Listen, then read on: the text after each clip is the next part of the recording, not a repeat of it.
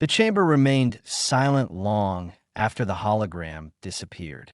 Dust drifted through the stale air, and the dim blue veins on the stone pillar slowly faded back into darkness. No one spoke for a while. They were all processing what they had just seen. Rayhan took a cautious step toward the center of the room, scanning every shadow. "Stay alert," he said quietly. "We don't know if anything else is waking up." The hunter stood motionless near the entrance, its glowing lines now calm and blue instead of the deep red they once had. Iris kept glancing at it, half terrified, half curious. The device in her hands had stopped vibrating, but it was still warm, almost like it was recovering from whatever connection it had made. Zion exhaled slowly. "So, that thing isn't trying to kill us anymore?" Ava shook her head. "For now. That could change in a second." Iris stepped closer to the pillar, studying the faint patterns left behind. "The projection was a message," she murmured. "A warning. But I couldn't understand most of it." Rayhan turned to her. "What did you understand?" She hesitated, her eyes fixed on the pillar's surface. It showed coordinates. Far beyond this district. In a timeline, something counting down. Ava frowned. Counting down to what? Before Iris could answer, a deep vibration rolled through the chamber floor, soft, distant, but powerful enough to shake loose dirt from the ceiling. Zion's hand went to his weapon. That wasn't the hunter. Rayhan raised his flashlight and aimed it toward the dark passage opposite the entrance. The tunnel stretched into pitch blackness, swallowing the light completely. Another vibration pulsed beneath their feet, closer this time. Iris clutched the device tightly. "The signal is coming from that direction. The same direction the coordinates pointed." Rayhan looked at each of them. "We leave the chamber. We follow the signal." Ava glanced back at the motionless hunter. "And what about that?" As if hearing her, the hunter's eyes brightened. It turned its head toward the same tunnel Iris had pointed to. Rayhan stepped back. "It wants us to follow." Zion hissed quietly. "Or we're following it straight into a trap." Rayhan didn't look away from the darkness ahead. Trap or not, something woke up beneath this city. And whatever it is, the hunter wasn't built to destroy us. It was built to warn us. The ground trembled again. Louder, sharper. Rayhan nodded. "Move out. Stay close." Episode 6 starts here. The team followed Iris and the hunter into the unknown tunnel, unaware that the countdown had already begun. The next morning arrived with a strange stillness, the kind that makes you feel as if the world is holding its breath. I could barely sleep after last night. After that voice, that shadow, that impossible whisper of my name that I tried convincing myself it was imagination, stress, exhaustion. But the uneasiness followed me like a second shadow. When I stepped outside, the village was already awake. Women were sweeping their courtyards. Men were preparing for the day's work, and children ran barefoot through the narrow pathways, laughing, chasing, living as if there was no secret hiding beneath the soil of this place. But for me, that strange heaviness hadn't lifted. I found Rafi sitting on the old charpai near the well. He looked the same, calm, composed, almost too composed for a man who lived in a village full of whispers. He noticed me instantly. "You look tired," he said with a half smile, though his eyes searched my face as if looking for answers I wasn't ready to give. "I didn't sleep well," I admitted. "And I heard something strange." Rafi's smile didn't fade, but something in his expression hardened. "Just for a moment." "What did you hear?" "A voice. Say my name." I hesitated. From the corner of the room.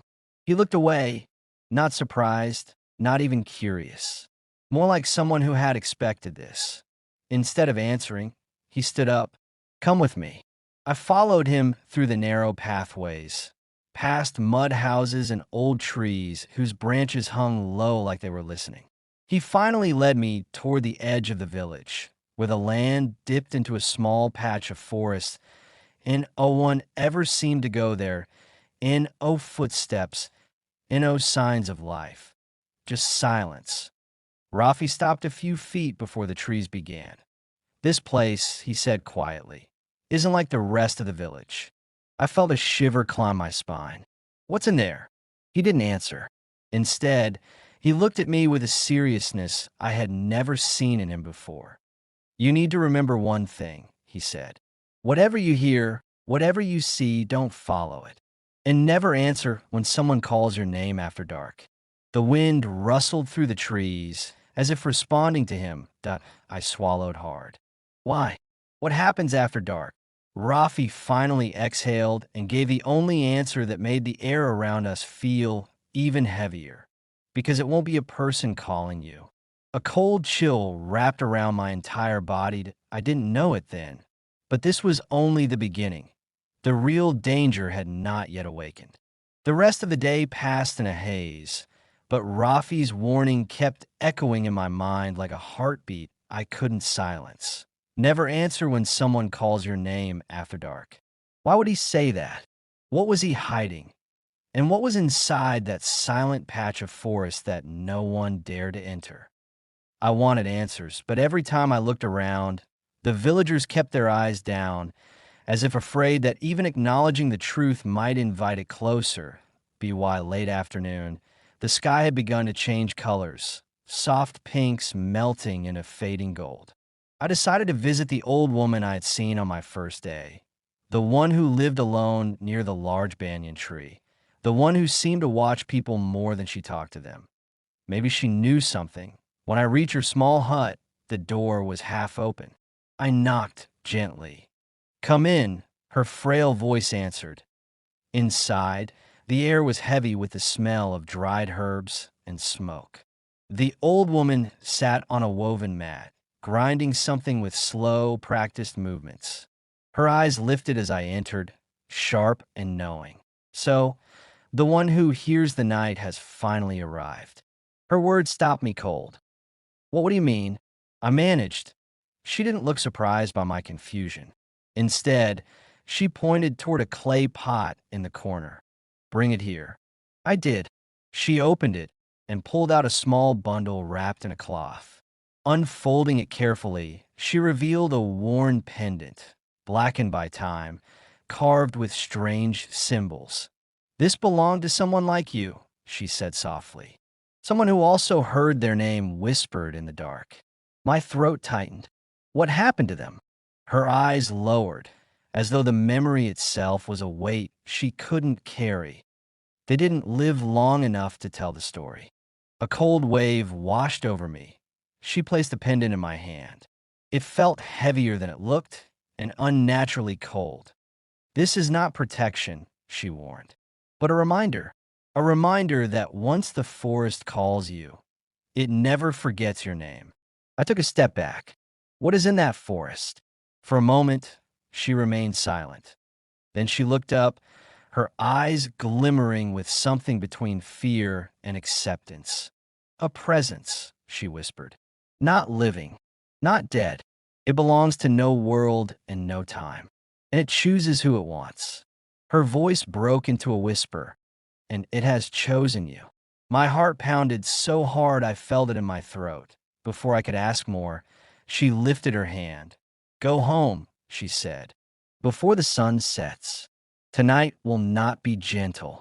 Her warning chased me out of the hut and into the fading light.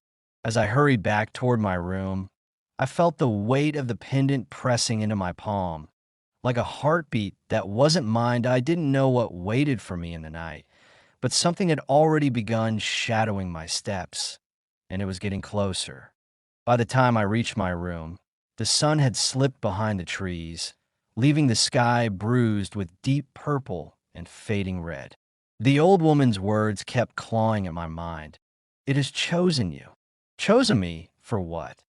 The pendant felt unnaturally cold against my skin, even though the night was warm. I placed it on the small wooden table, but the moment I pulled my hand away, it made a soft tap like something inside it shifted. I froze. Nothing moved. Nothing made a sound. Still, I couldn't shake the feeling that I had brought something dangerous home with me.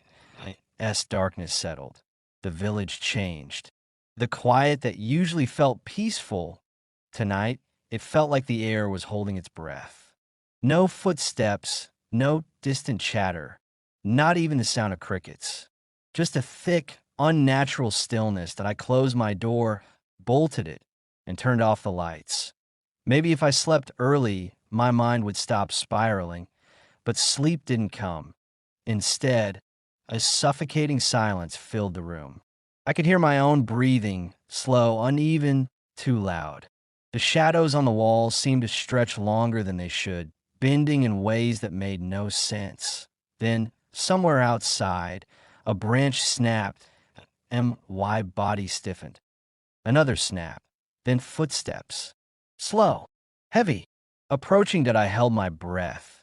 The footsteps stopped right outside my door that a long, tense second passed. Then a voice, low, almost a whisper, slipped through the wood. Are you awake? Every muscle in my body turned to ICE. IT wasn't Rafi, that IT wasn't anyone I recognized. The voice sounded wrong, like someone trying to speak through a mouth that didn't fully understand how to form words. That I stayed silent. The voice spoke again, softer this time, almost coaxing. Open the door. My stomach twisted. Rafi's warning flashed through my head. Never open the door when someone calls you after dark. The thing outside dragged its fingers slowly across the door. A shiver ran through my spine as the wood creaked under its touch. The voice changed, sharper now, irritated. I know you're in there. I pressed my hand over my mouth, terrified it could hear my breathing. A silence followed. A deep, heavy silence. Then, something even worse, the sound of steps walking away, but not in the way a person walked. These steps were uneven, dragging, as if the creature outside didn't fully understand how legs worked and why heartbeat pounded so loudly I thought it would burst. Minutes passed, maybe hours. Finally, I leaned back on the wall, exhausted and shaking. But just when I thought the nightmare was over, something brushed against my window, soft like fingertips. Then the same voice whispered, "Why are you hiding?" I didn't scream, that I couldn't, my voice was trapped somewhere deep inside me. The window rattled once, and then everything went silent again. Too silent. The presence outside had not left. That IT was waiting. And somehow, I knew it would keep waiting until I made a mistake. I didn't sleep at all that night. That I sat in the corner of my room, hugging my knees, staring at the window where the whisper had come from. The moonlight filtered through the thin curtains, casting pale streaks on the floor, streaks that trembled every time the wind touched them. But the wind wasn't what scared me. What scared me was the memory of that voice, too calm, too patient, as if it wasn't calling me, but studying me. When the first traces of dawn appeared, the air changed. Whatever had been outside faded with the darkness. The window was still intact, no damage, but a faint smear like the mark of a hand dragged across glass, stretched from the bottom corner to the top. Not a normal hand. The shape was too long, too thin and my stomach churned. That I slipped out of my room, my body still trembling, and walked to Rafi's house. Every sound, every shifting leaf or distant crow, felt like a threat. When I reached his gate, he was already outside, pacing as if he hadn't slept either. The moment he saw me, he rushed forward. "You look pale," he said. "What happened?" I didn't speak, not for a full minute. Then the words finally escaped. The voice came last night. Rafi froze. "Did you open the door?" "No." "Good," he whispered, exhaling in relief. "Very good." He pulled me inside his house and bolted the door quickly.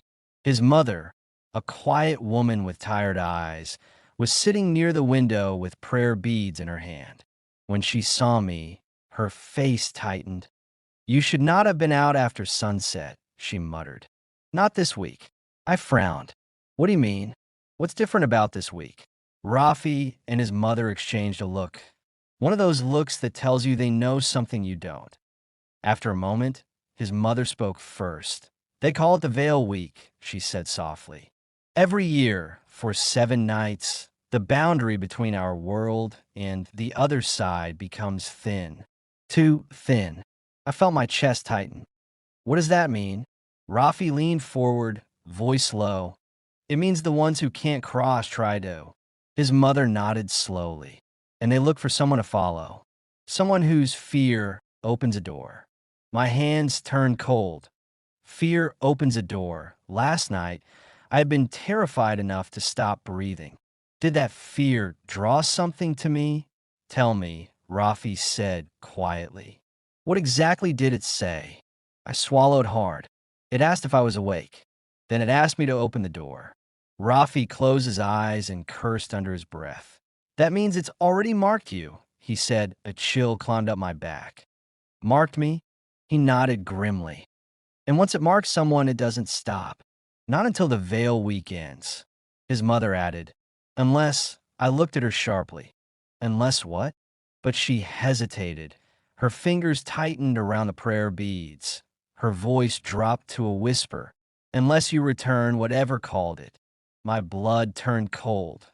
The pendant, the ruined temple, the old woman who vanished. Everything connected suddenly, violently. I didn't want to believe it, but the truth was unavoidable that I had brought something back with me, something that wasn't supposed to leave that place. And now, it wanted me to return. The weight of their words pressed down on me like a heavy stone. Return what had come with me. But how? Rafi reached into a small wooden box on the table and pulled out a faded map. Its edges were worn and stained with age. He spread it carefully on the floor. "This," he said, pointing, "is the location of the forest edge where the presence was first noticed centuries ago."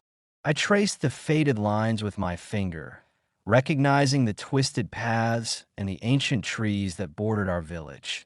"The place no one dares to enter," I whispered. Rafi nodded. "Legend says that if you cross into the heart of that forest, you can find the old temple, the source of the veil's weakness." Ava's warning echoed in my mind. "Whatever you do, don't follow the call." But now I realized it wasn't just a call that IT was a demand. "We have to return it," I said, voice barely steady, "before the Veil Week ends." Rafi looked at me solemnly. "There's a ritual, but it's dangerous. The forest doesn't take kindly to outsiders, and the presence, it guards its domain fiercely." His mother stepped forward, clutching her prayer beads tightly. "You'll need protection, and you'll need to face the shadows within yourself." I swallowed hard. "What kind of protection?" Rafi pulled a small satchel from his pocket and handed it to me. "Herbs, charms, and a little something to keep your mind sharp." I glanced inside. Dried sage, a small knife, and a vial of clear liquid that shimmered faintly.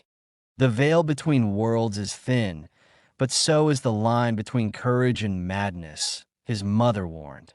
"Hold on to who you are. Don't lose yourself to the shadows." A mix of fear and determination settled over me. I had a choice: to run and hide in the safety of the village, or to face whatever was waiting in the darkness and try to close the door I had unknowingly opened. I looked at the pendant in my hand. Still cold, still heavy. Whatever had chosen me was real, and if I didn't act, it wouldn't stop. I took a deep breath and nodded. "We leave at dusk." As the sun began to dip below the horizon, painting the sky in fiery shades of orange and red, I prepared for the journey ahead. The pendant hung heavy around my neck, a constant reminder of the danger lurking just beyond the trees. Rafi checked the supplies one last time. Herbs, the knife, and the vial of shimmering liquid, all carefully packed into a small satchel.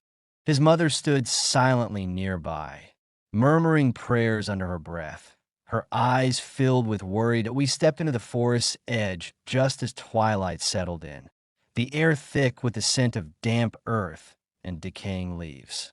The trees stood like silent sentinels, their twisted branches reaching out like skeletal fingers, blocking the last rays of sunlight. The deeper we went, the more the world seemed to change. The forest floor grew softer, muffling our footsteps, and strange sounds echoed through the shadows. Whispers, rustling, the distant howl of an unseen creature. I kept the pendant pressed against my chest, feeling its cold pulse, as if it was guiding me forward. Suddenly, a chill wind swept through the trees, carrying with it a faint voice, barely audible, yet unmistakably calling my name. That I stopped, heart pounding. Rafi placed a firm hand on my shoulder. "Ignore it," he warned. "It's trying to distract you." But the voice grew louder, more insistent. I clenched my fists, fighting the urge to turn back. Ava's warning rang in my mind, "Don't answer." With every step, the forest grew darker, the shadows deeper.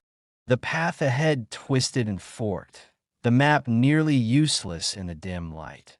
Suddenly, the pendant pulsed with bright, blue light, illuminating a narrow trail veiled behind thick vines.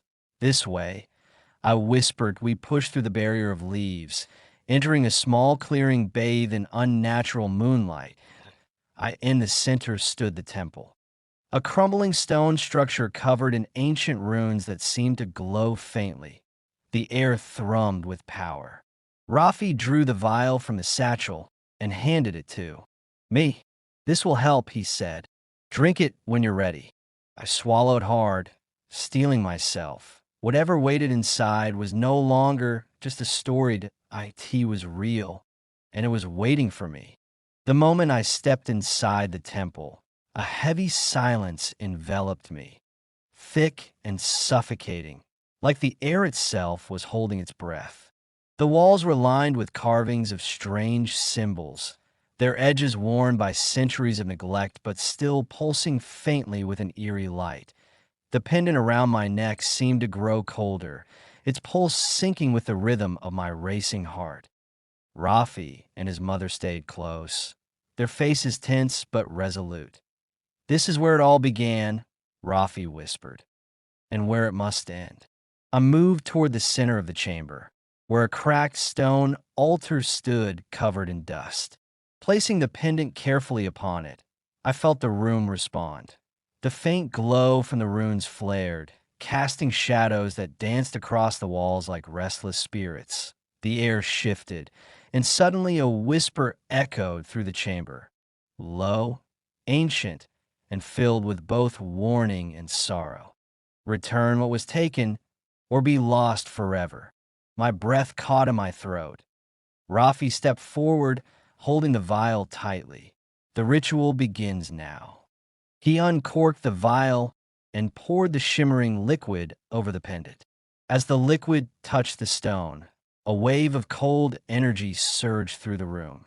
The walls seemed to tremble, the runes glowing brighter and brighter until the entire chamber was bathed in blinding blue light.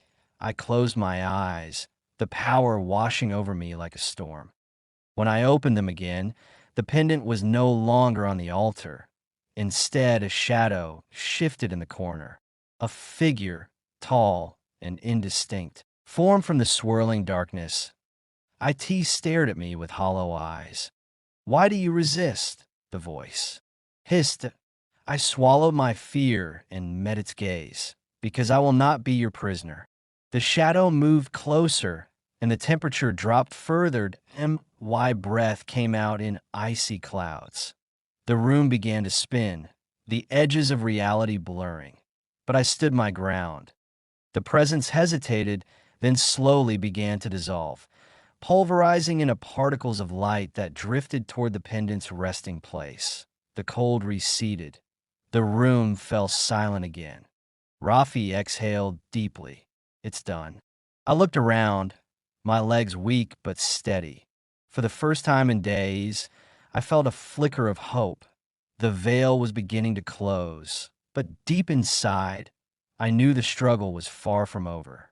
The air inside the temple grew warmer as the shadows dissolved, and the oppressive weight that had pressed on my chest began to lift. I looked at the pendant lying on the altar, its cold glow now faint, almost peaceful. Rafi smiled faintly, though exhaustion shadowed his eyes. "The worst is behind us," he said, but his voice held an edge of uncertainty. His mother nodded slowly, still clutching her prayer beads. "The veil will remain closed for now, but the balance is fragile. We must be vigilant." I took a deep breath, feeling the first real sense of relief since this nightmare began. The forest outside no longer seemed quite so menacing. We made our way back through the twisting paths, the night air now calm and filled with familiar sounds. Rustling leaves, distant owls, and the gentle breeze whispering through the trees. As we reached the village edge, the first rays of dawn painted the sky in soft gold and pink. For a moment, it felt like a new beginning. But just as I thought the danger was over, I caught a glimpse of movement from the corner of my eye. Something watching us from the shadows, its form barely visible against the trees. I turned quickly, but the figure vanished before I could get a clear look. Rafi placed a reassuring hand on my shoulder. "Be careful," he warned. "The presence may be weakened, but it is not gone. Not yet." His words lingered in the cool morning air as we parted ways, each of us carrying the weight of what had transpired. And what was still to come. I knew the veil might close for now, but the darkness was patient. IT waits, IT watches, and one day it will call again. The days that followed were a strange mixture of calm and tension. Life in the village seemed to return to normal, but I couldn't shake the feeling that the darkness was lurking just beyond the edge of sight. Every night, I found myself staring at the pendant, now resting on my windowsill. Its coldness had lessened, but it still held a mysterious power, a reminder of everything I had faced and everything that might come. Rafi visited often, sharing stories of old rituals and warnings passed down through generations.